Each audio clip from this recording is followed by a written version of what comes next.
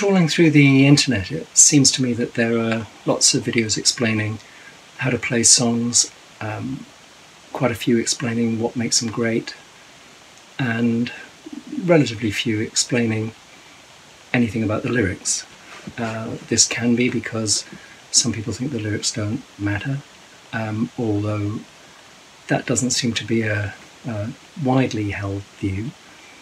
There are obviously differences among people about how closely they listen to lyrics and how seriously they take them. But I wanted to talk in this video, and maybe in other videos, about what makes lyrics generally important, what they contribute to a song, which isn't lyrics plus music or music plus lyrics, but it's one thing, one body of feeling, really, that's expressing itself simultaneously, I think, in words, music, sometimes performance. Anyway, I'm going to talk about a song by the Manic Street Preachers, probably their single most famous song, and that, of course, is A Design for Life.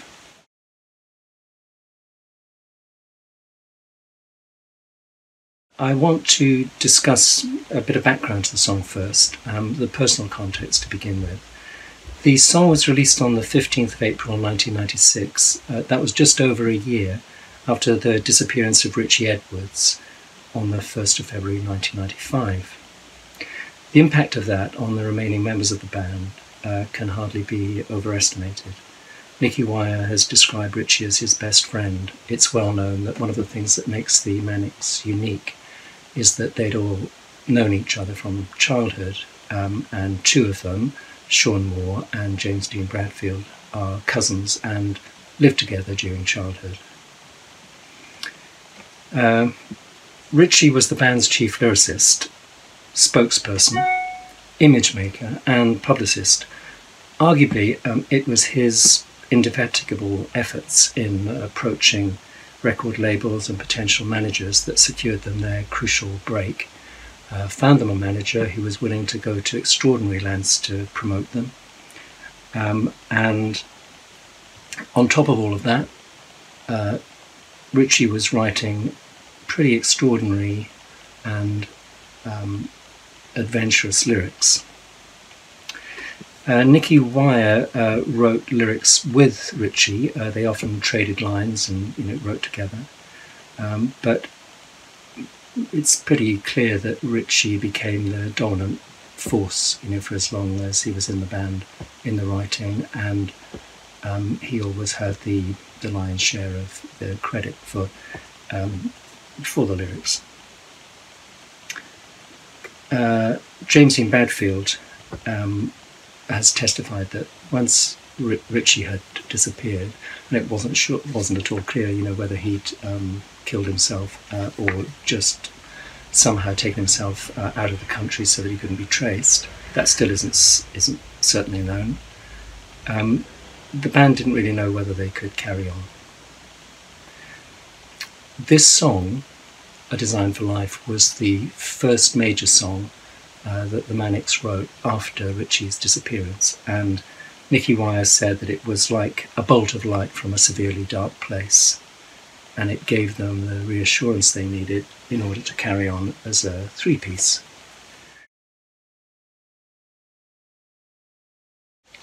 Perhaps I can say something too about the political context of this song.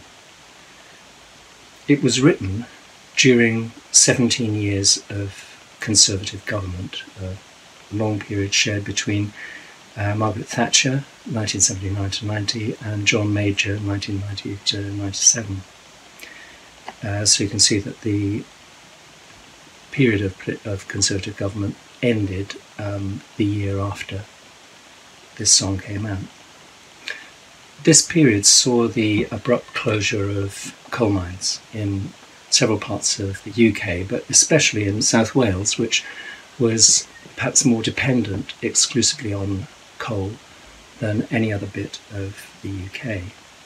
And the communities in the South Wales valleys, where most of the coal was mined, had grown up around coal mining and were known to be especially close-knit. I grew up in one of those valleys myself, the same one as the Manic Street Preachers did, and it's definitely true that the communities feel very close and self-sustaining there. Once the coal had gone, and that as a source of income and work had been removed, these communities were left feeling very disorientated and confused. At the same time, during this long period of Tory government, the doctrine of the free market economy was enshrined as a principle of government policy. And along with that came the privatisation of services which under Labour had been nationalised, like the railway, for example.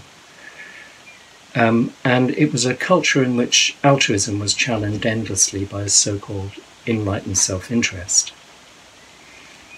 Also in those years, the infamous doctrine, "there's no such thing as society," was preached and propagated.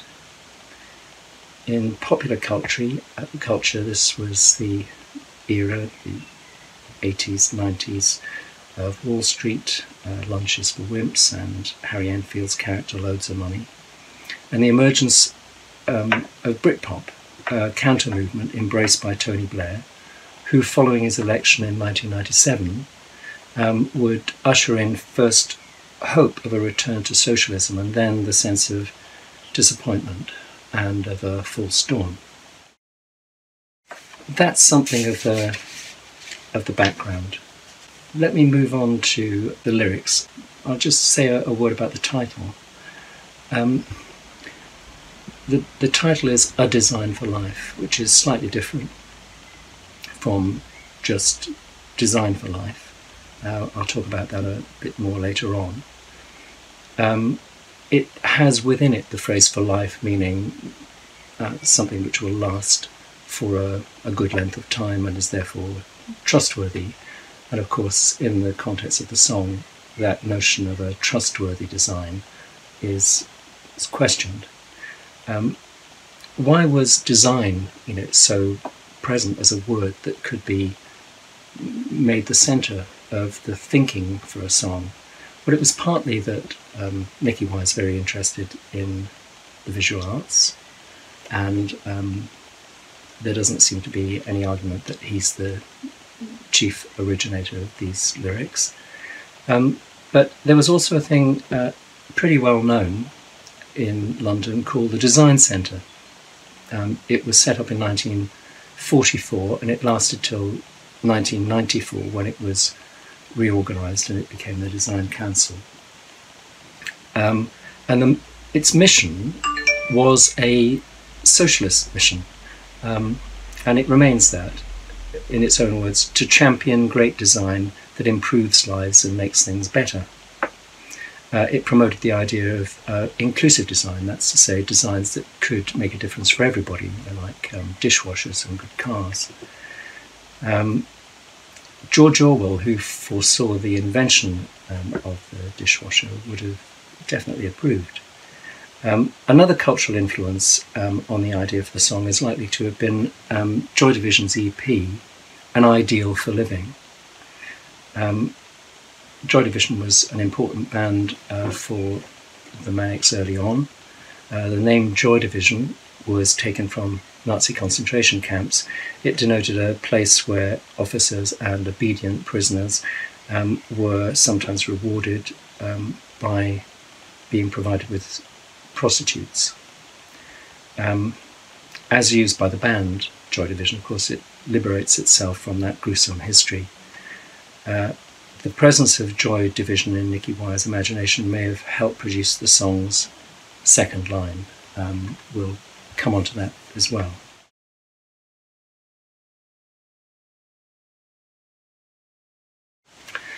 Okay, now for the lyrics. The first thing to be said about them is that the Manics are a very literary band. Yeah, they're a great and popular band, and they're a very literary band. These two things are often seen as opposites, but in the case of the Manics, they're fully reconciled, and I'll be talking about that. Album inserts, there's stage jackets, there are backdrops on stage, packed with quotations from admired writers and from the Manic's own songs. Even on a recent Instagram shot of a draft tracklist for the currently forthcoming album, The Ultra Vivid Moment, there's a long quotation copied out by hand from Jan Morris, the great pioneering transgender Welsh writer who's recently died, about travel as a form of self-completion. This doesn't mean, of course, that you've got to get the quotations and allusions to enjoy the songs. In an interview about The Ultra Vivid Moment, Nicky Wire has said that the songs feature, as usual, miserable lyrics and great pop.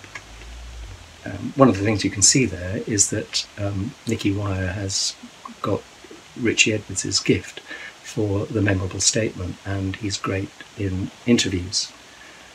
But there's often quite a lot of thinking behind the telling phrases that he comes up with.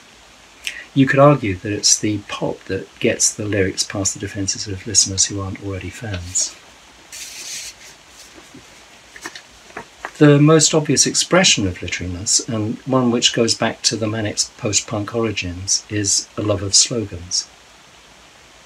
Richie certainly knew that slogans were a crucial part of the Manic's publicity strategy, but in the form of short quotations from Camus, Lévy, Chomsky, Ballard, and many other writers, they were a means by which the band members, like all serious readers, could interpret their own experience.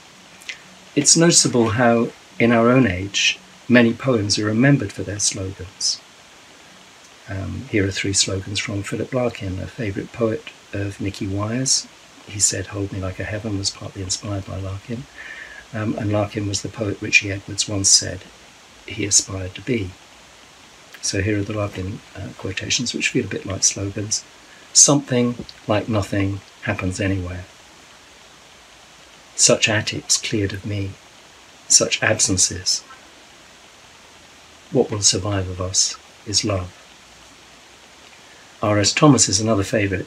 "You stole the sun from my heart" contains the line, "But there's no real truce with my fury." That's a light adaptation of 3 lines from R.S. Thomas's poem Reflections. "There is no truce with the furies. A mirror's temperature is always at 0. But let's get down to A Design for Life. According to the band, it came from 2 poems on opposite sides of a sheet of paper, sent through the post by Nicky Wire to James, Dean Bradfield, who was then living in London. One of the poems was headed Design for Life, the other Pure Motive. Clearly some adaptation was done to fuse elements from the 2 poems into a single lyric. It's noticeable that the Manics always give the 3 members of the Manics full credit for writing the songs, even though they sometimes say that a particular song, like Distant Colours on Resistance is Futile, may have been written exclusively by one of them. The various online sources don't give a completely clear picture of the composition of the song, though there's definitely agreement about the state of confusion following Richie's disappearance within the band. James Dean Bradfield says that after a short delay he tried to find music for Nicky's lyrics, and, in his words, "The song came out in about 5 minutes. I was scared as I'd done the verse, and I was so pleased, but then I didn't know if I could do the rest of it. It was do or die, forcing myself to keep the rest simple. And then I took a deep breath and dug down inside myself, and there it was on tape." But Sean Moore has said, James said he had this idea for a waltz type thing, and he strummed away and I just joined in, and by the time we got to the end of the song it was done just about. Maybe that was the verse which James Dean Bradfield said was done first. Anyway, let's look at the finished words. A Design for Life.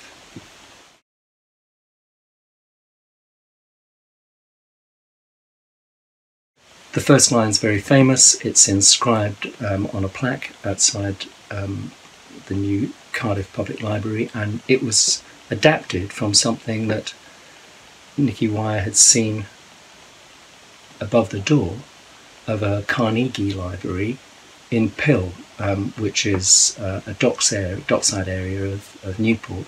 Nicky Wire lives in Newport,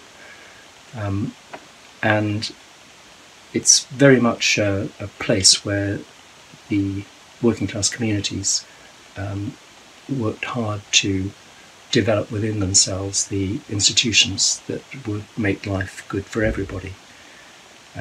So the first line, "Libraries gave us power," comes from seeing the slogan, "Knowledge is power."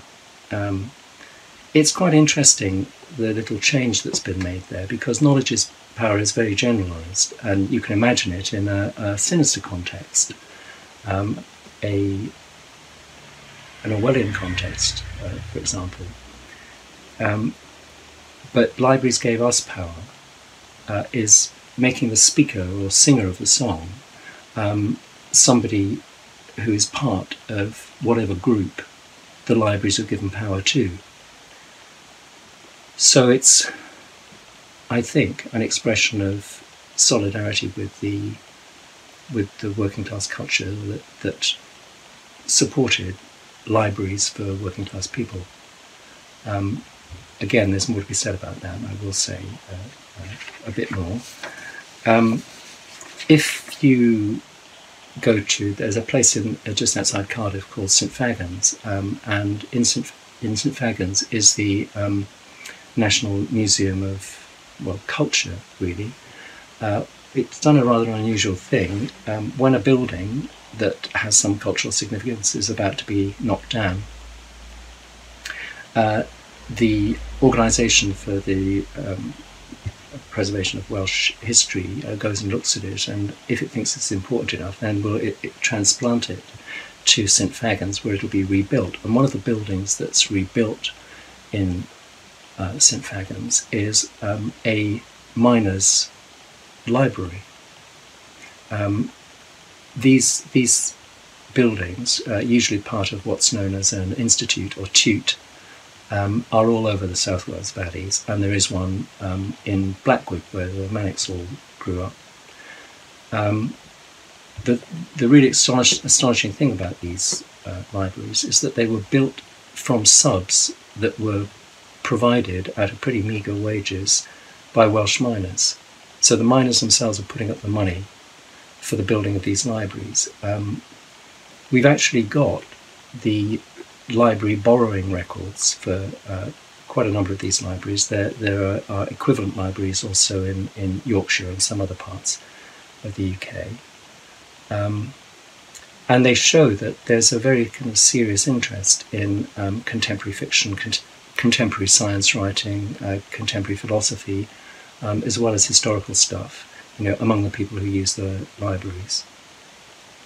It's also worth mentioning that the valleys were responsible for the original idea of the NHS. Nye Bevan, claimed that he got the idea when he looked at the way that miners provided for each other in case of injury. Many miners would be doing piecework, that's to say they'd only get paid for the amount of coal that they produced. And if somebody got injured, that meant that they couldn't work and they didn't get any money, and their families might be faced with starvation. So a system was developed whereby everybody would put a small amount of money into a pot, and this would then be used to fund the families of miners who had been hurt and were unable to work. And Nye Bevan said that he got the idea that maybe the NHS could be funded in a similar way, by taxing people, so that when the time came that they needed health care, it could be provided free of charge. So libraries and that ideal of a culture supporting knowledge in order to support itself is very, very deeply embodied in the valleys, and that is the culture that the Manics all grew up in.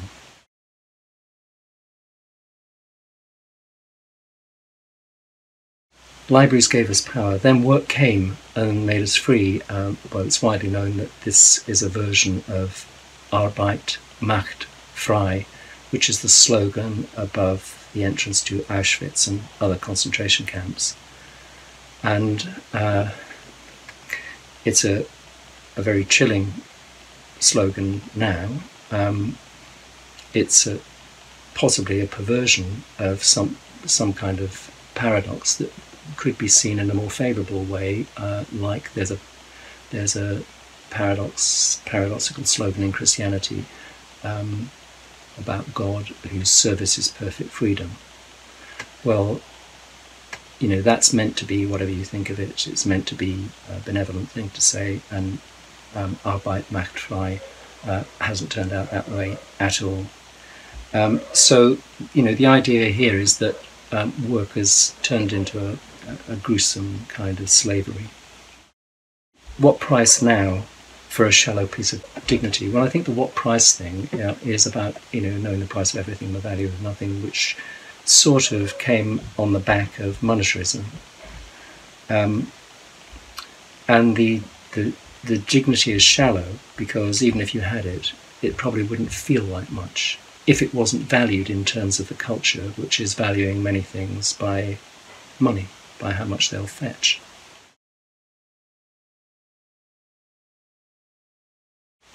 Verse 2, I wish I had a bottle right here in my dirty face. This is where it's important to feel Nicky Wire's identification as a working class man.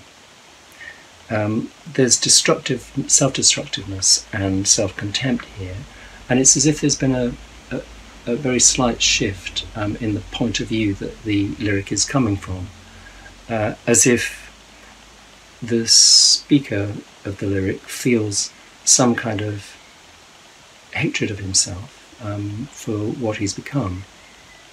And the remaining two lines maybe give some explanation of what might be the cause of that self-hatred.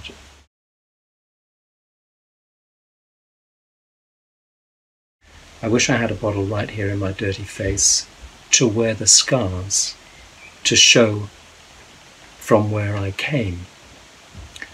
Well, the idea would be perhaps that if you were scarred in that way, in let's say a pub fight, it would prove that you were part of the culture that you actually are part of. And what I think might be going on here is that people who try to be musicians and have the kind of glammed up post-punk image that the Manics did have at the start, especially, and you know, there was a very strong element of transgenderism, particularly in Nicky and Richie. If that's the case, then it's quite likely that, you know, other people within your own culture won't understand it and might ridicule it and might think that you no longer belonged to what you came from.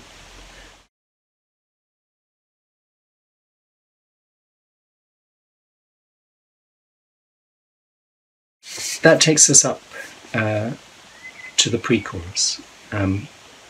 We don't talk about love, we only want to get drunk, and we're not allowed to spend, as we're told that this is the end. It seems there to go back to a sort of anonymous working class hero as a speaker.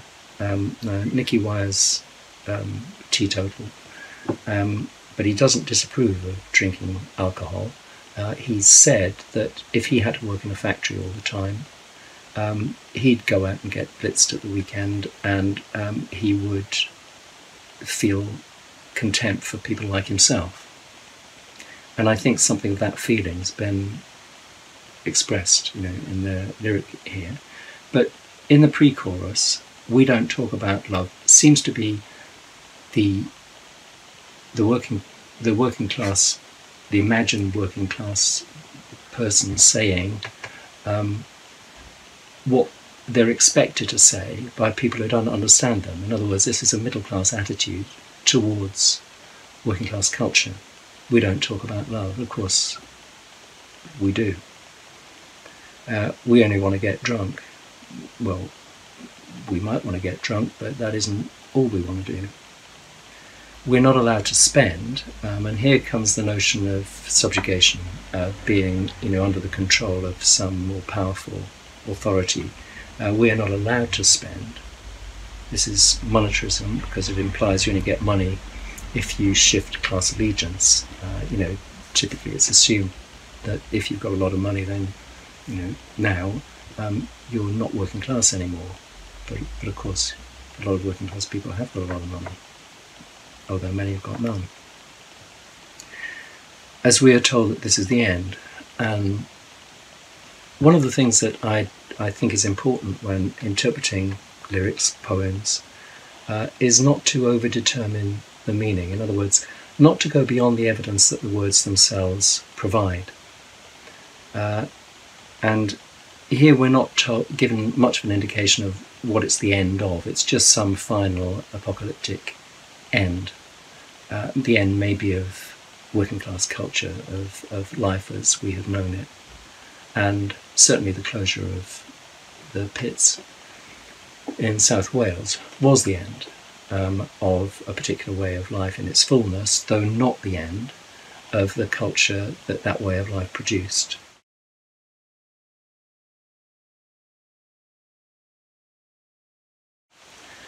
And then we go into the repeated phrase, a design for life, a design for life, a design for life, a design for life. And the implication seems to be that this is the way that lives have been mapped out. This is what many people have to work with. And so there's a strong feeling, of course, of rebellion or protest within the song.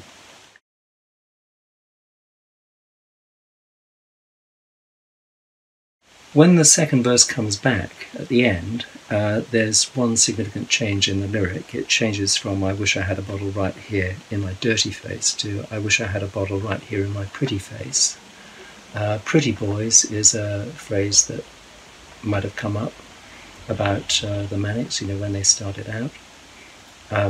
And again, it seems to imply some kind of alienation from class, and it's well known that alienation is, one of a quartet of words: culture, alienation, boredom, and despair, that's associated with the Manics. And the alienation, again, is thought of as a kind of disembodied state, which in part it is, but the question of what it's an alienation from doesn't seem to get asked very much. And one possibility is that it's alienation from their backgrounds, from the culture that partly formed them, but which they also wanted to develop out of.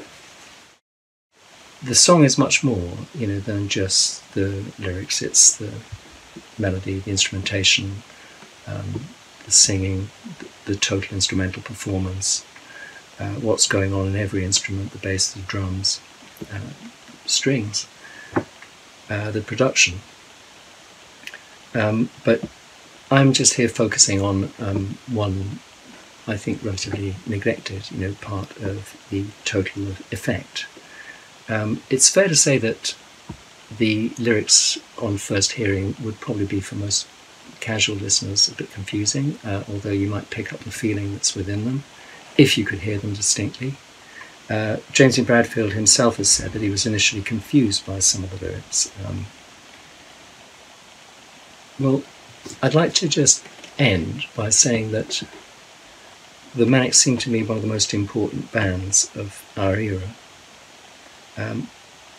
But I have a sense that this isn't widely recognised. It's widely recognised in Wales, but perhaps not altogether widely recognised in England.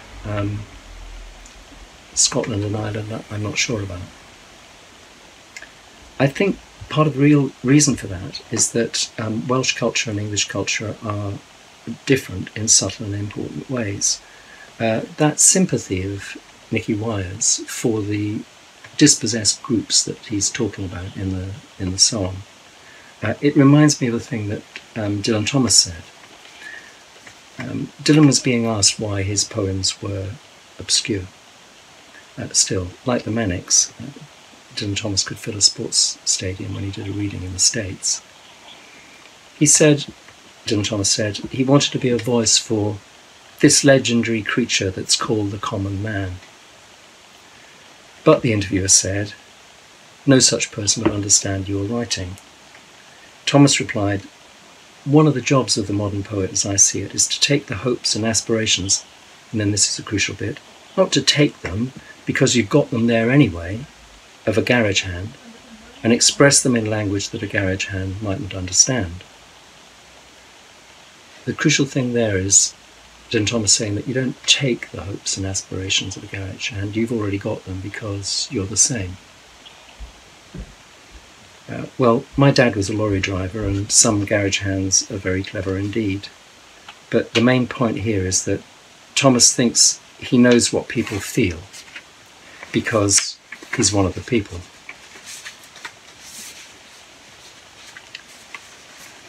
Maybe this is easier in Wales or in parts of England that are still dominantly working class. One quite striking thing about the literatures of Wales and England is that apart from Bunyan and John Clare and John Keats, D.H. Lawrence, the majority of English writers, canonical writers, that's to say, this is becoming less true now, are middle class. It's almost a definition of being a canonical writer that you become a member of that class, something which again George Orwell commented on. In Wales, however, nearly all the writers are working class. And you know, that doesn't seem at all like an odd thing to say in Wales. So the sense of people who are literary, like the Manics are, speaking up for people who may not be literary, doesn't feel at all bizarre. There is such a thing as the working class intelligentsia. It's that profound sense of solidarity with the culture that produced the great miners' libraries, the idea of the NHS and the respect for knowledge, which A Design for Life expresses. The way that the music rises and expands up to the chorus expresses that along with the words.